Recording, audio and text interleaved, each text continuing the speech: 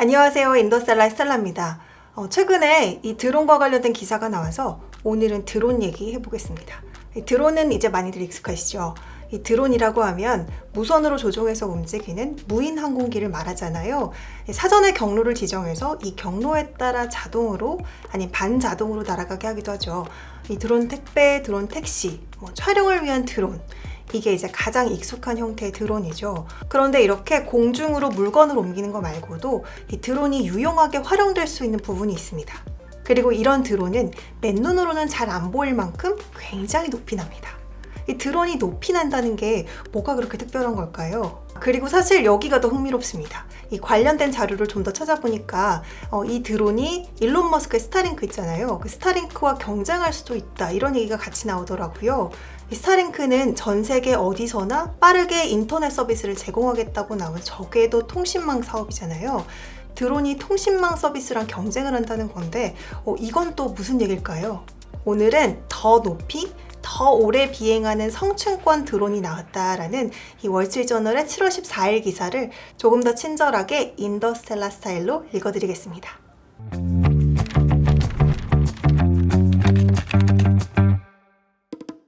65,000피트 이상, 미터로 하면 19,800미터, 한 20km 이상에서 난 드론이 나왔다, 이런 뉴스입니다. 이 국제선 여객기가 10에서 12km 구간이니까 국제선보다 더 높이 나는 거죠. 이 보이지 않지만 하늘에도 길이 있잖아요. 기체는 충돌을 피하기 위해서 웨이포인트라고 하는 좌표를 활용하면서 서로 다른 높이에서 일정한 간격을 두고 난다고 합니다. 예를 들면 민간 항공기를 기준으로 국내선은 고도 7에서 8km, 국제선은 10에서 12km 높이에서 운항한다고 하거든요.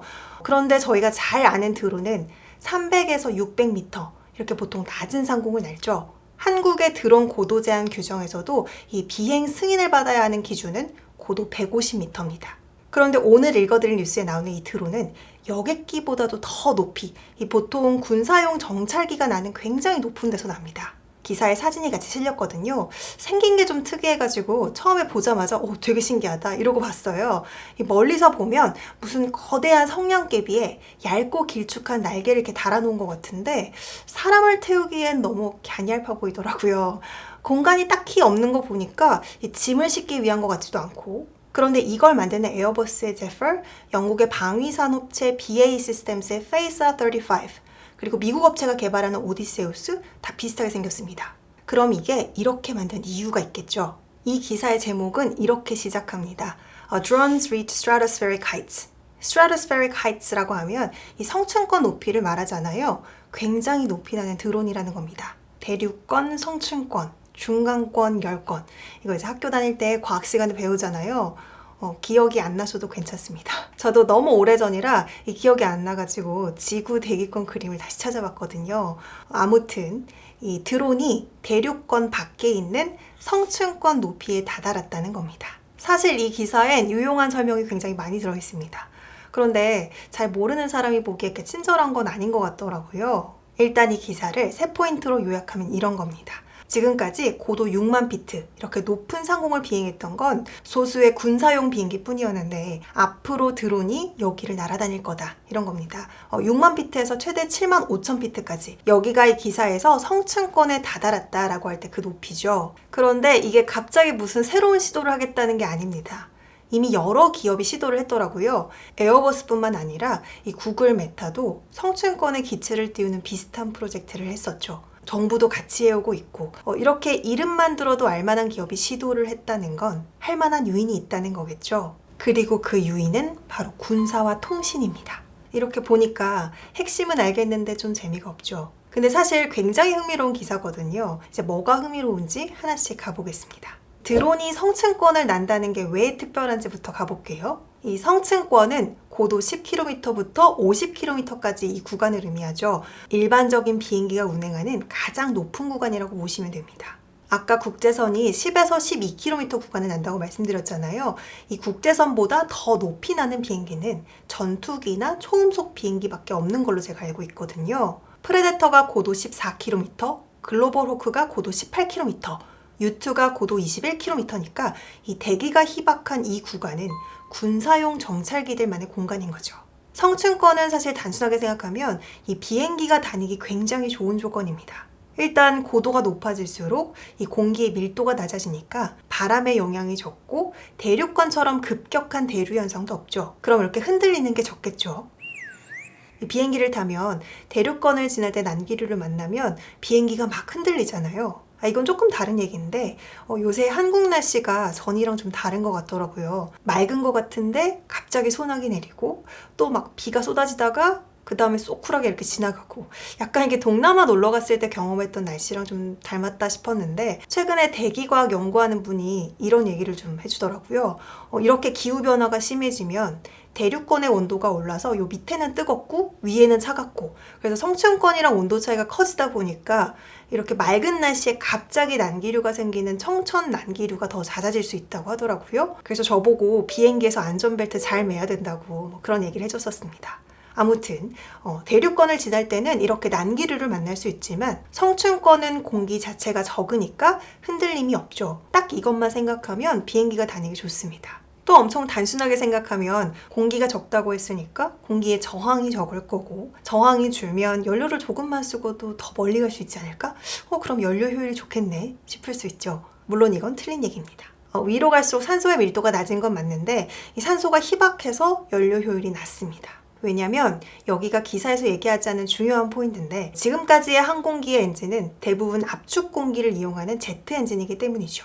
제트 엔진은 이 엔진 내부에서 연소시킨 고온의 가스를 분출하면서 앞으로 나갈 힘을 얻잖아요. 엔진이 돌아가려면 산소가 필요하죠. 그러니까 대륙권 계면 위에 있는 산소가 희박한 구간으로 가면 연소가 안 되니까 엔진이 멈출 겁니다. 이 초음속 돌파를 위해서 최대 순항고도 61,000피트 18km까지 올라갔었던 세계 최초의 초음속 여객기 콩코드 기억나시나요? 이 콩코드기가 결국 항공시장에서 퇴출됐잖아요. 그때 가장 큰 원인이 이 연료 효율 때문이었습니다. 연료 효율이 너무 낮았죠. 그런데 드론은 콩코드기랑 다릅니다. 이 드론은 산소가 없어도 괜찮잖아요. 이유는 드론은 제트 엔진을 쓰지 않으니까. 이 드론은 배터리로 날잖아요. 그리고 하늘 위로 높이 올라갈수록 산소는 없어지지만 반대로 구름이 없는 거니까 태양광을 더 잘 받을 수 있죠. 태양광을 에너지로 쓰는 겁니다. 아까 말씀드렸던 얇고 긴 날개 위를 잘 보시면 태양광 발전판이 있거든요. 몸통에도 태양광 발전판을 붙이고 있죠. 이렇게 태양광으로 동력을 얻어서 성층권에서 오랫동안 날아다닐 수 있는 겁니다. 이 태양광 에너지로 배터리를 충전하면서 비행을 하는 거니까 이 몇 달 동안 계속해서 비행을 할 수가 있는 거죠. 공기 밀도가 낮아서 저항이 적다는 게 제트 엔진을 쓰는 기체에는 도움이 안 되지만 드론한테는 좋은 거죠. 물론 드론한테 유리하다고 바로 드론을 날리면 되는 그런 간단한 문제는 아니더라고요. 이 성층권 높이만큼 이렇게 높이 나는 건 생각보다 어려운 문제입니다. 이 성층권은 공기 밀도가 낮았잖아요. 공기 밀도가 줄면 앞으로 나갈 때 공기 저항은 줄어들지만 기체가 떠 있어야 되는데 이 기체를 받쳐주는 양력이 충분하지 않을 수 있죠. 그래서 날개가 굉장히 긴 겁니다. 또 태양광으로 스스로 충전하면서 날려면 이 무게가 가벼워야 되잖아요. 근데 또 대륙권을 통과하는 이 험난한 과정을 기체가 버텨야 됩니다. 실제로 2019년에 호주에서 시험 비행을 했었는데 이때 이 성층권에 도달하기 전에 맞닥뜨린 난기류 때문에 기체가 심한 데미지를 입고 추락한 적이 있죠. 그러니까 말처럼 쉽지는 않은 겁니다. 근데 그럼 여길 날아서 뭘 하려고 하는 걸까요? 일단 짐을 싣거나 사람을 태우려는 건 분명히 아닌 것 같아요. 공간이 전혀 없잖아요. 전투기 같은 날렵한 느낌도 아니고. 하지만 에어버스가 개발한 제퍼는 21km 정도에서 최장 64일, 그러니까 2달 조금 넘게 비행을 했습니다. 여기서 힌트를 조금 얻을 수 있어요. 공중급유를 하지 않고 가장 길게 비행할 수 있는 게 최대 21시간이라고 하잖아요. 근데 24시간이 아니라 64일을 비행했다는 겁니다. 그리고 목표는 200일 이상 착륙하지 않고 나는 거라고 하거든요. 그럼 말이 비행이지 거의 떠 있는 거죠. 그러니까 태양광 드론은 비행이 아니라 조종 가능한 상태로 떠 있는 거, 이걸 목적으로 하는 겁니다. 혹시 뉴스에서 고고도 유사위성, 헵스라는 표현 들어보셨나요? 이 태양광 드론은 고고도 유사위성의 한 형태입니다. 날 수 있다는 건 계속 떠 있을 수 있다는 거니까 이 위성 역할을 할 수 있다는 거죠. 고고도 유사위성, 영어로는 High Altitude Persistent Satellite, 줄여서 헵스라고 부릅니다. 예전에 구글이 인터넷 광 케이블이 연결되지 않은 오지에다가 열기구를 띄워가지고 인터넷 접속을 하게 하겠다 했던 이 프로젝트 룬 기억나시나요? 빠르게 나는 열기구, 이것도 이런 고고도 유사 위성의 한 형태죠. 구글의 문샷 프로젝트 중에 하나였지만 저 개인적으로는 좀 의미 있는 프로젝트라고 생각했었거든요. 실제로 2017년에 푸에르토리코에서 허리케인으로 통신 네트워크가 완전 파괴된 적이 있었잖아요. 이때 이 열기구를 띄워서 인터넷 서비스를 제공했었습니다. 또 2019년에는 페루에서 8.0 규모의 지진이 났었는데 그때도 성층권 열기구로 48시간 안에 긴급 인터넷 서비스를 제공했었죠.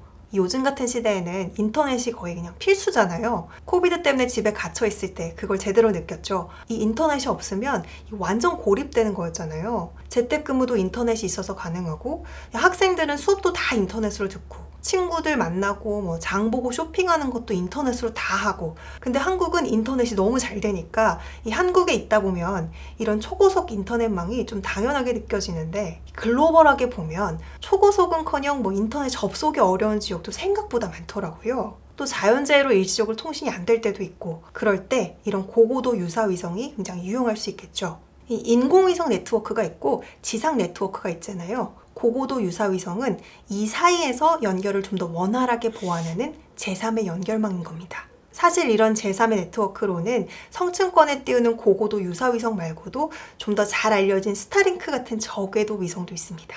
아니 인공위성이 있는데 뭐하러 저궤도 위성, 고고도 위성 이런 위성을 또 띄운다는 걸까요? 일론 머스크의 스페이스X가 띄운 소형 위성 시스템 스타링크는 많이 알고 계시죠? 태양광 드론이 하려는 건 이 스타링크가 하려는 것과 비슷한 부분이 있습니다. 저는 우크라이나 전쟁과 관련한 뉴스를 통해서 이 스타링크에 대해서 더 많이 알게 됐거든요. 올해 1월 이코노미스트에 이런 기사가 났는데요. 일론 머스크의 스타링크가 우크라이나가 전세를 뒤지는데 큰 역할을 했다. 이런 기사였습니다. 러시아는 우크라이나를 침공하자마자 기반 시설인 전력, 에너지, 통신부터 선제 공격을 했었잖아요. 컴퓨터 통신망을 노리는 사이버 공격도 하고 이 통신이 끊긴 지역에서는 이 전쟁이 어떻게 전개되는지 좀 판단하기가 어렵죠. 러시아가 그런 지역을 노려서 우크라이나가 망했다 이렇게 거짓 정보를 선동을 했었습니다. 또 전시 상황에서는 이 위급 상황이 많으니까 위치 정보를 포함해서 통신이 굉장히 중요하죠. 러시아는 통신 인프라를 파괴하면 이 전쟁을 쉽게 이길 수 있을 거라고 판단했던 것 같아요. 그런데 미국이 우크라이나군을 돕기 위해서 지원했던 이 스타링크 단말기가 그런 러시아를 무색하게 만들어버린 겁니다. 기존의 위성통신은 만들고 발사하고 운영하는 게 다 비싸잖아요. 위성통신을 사용하려면 갖춰야 되는 장비도 비싸고 요금도 비싼 편이죠. 현재 도시에서 주로 사용하고 있는 유무선 인터넷 서비스도 속도와 레이턴시, 대역폭의 측면에서는 뛰어나지만 기지국이 없는 데서는 신호가 잘 안 잡히는 경우가 많습니다. 그런데 스타링크는 기지국이 없는 이런 산, 바다, 외딴 섬, 심지어는 사막에서도 LTE급 속도의 인터넷을 제공하죠.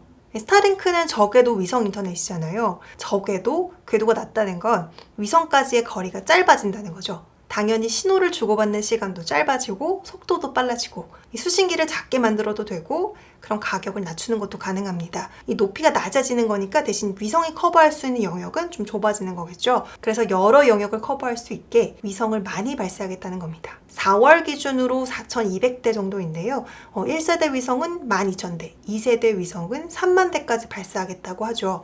스타링크는 이렇게 기지국 없이도 수신기만 있으면 인터넷을 쓸 수 있는 거니까 러시아가 통신 인프라를 파괴해도 큰 타격이 없었던 겁니다. 그런데 스타링크는 고도 550km에 띄우는 위성이죠.